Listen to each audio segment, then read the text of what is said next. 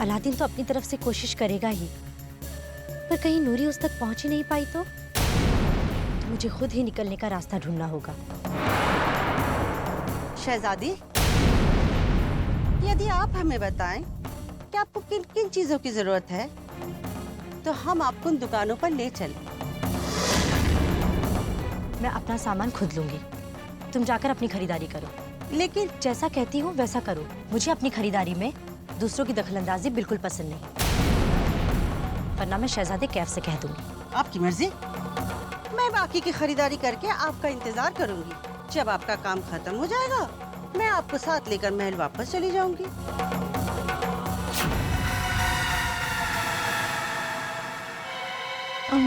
सुनिए, मुझे आपकी मदद की जरूरत है।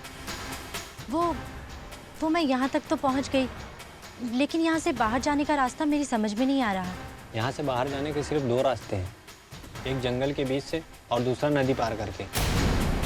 जंगल के बीच वाला रास्ता जरा खतरनाक है, इसलिए नदी वाले रास्ते से जाना समझदारी है। तो क्या नदी तैरकर पार करते? नहीं नहीं, हर रोज दोपहर के बाद यहाँ से एक नाव जाती है जो मुसाफिरों को नदी के उस पार ले जाती है। शुक्रिया। मैं कल सुबह ही अब्बू को लेकर नाव से भागने की कोशिश करूंगी, पर तब तक कैफ को बहला कर रखना होगा ताकि उसे कोई शक ना हो।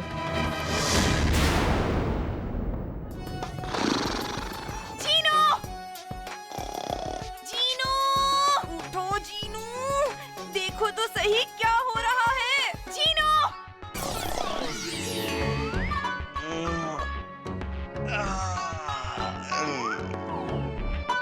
बाहर वो चिल्लम शेख और अंदर तुम दोनों को मुझसे क्या दुश्मनी है? हाँ? दुश्मनी नहीं है जीनू, तुम्हारी फिक्र है।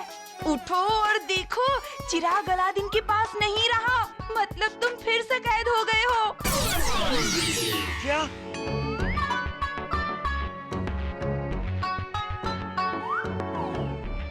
कम से कम इस बार तो मुझे चिराग से बाहर निकालने को एक हसीना मिल जाए।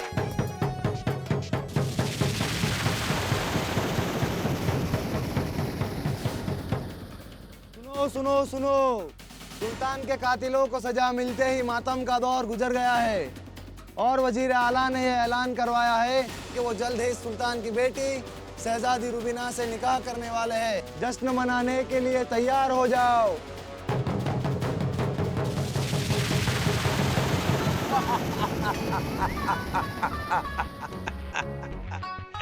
क्या बात है, वजीर आलम निकाह करेंगे, गांव वाले जश्न मनाएंगे और मैं यहाँ बैठे बैठे अपना सर बोलूंगा।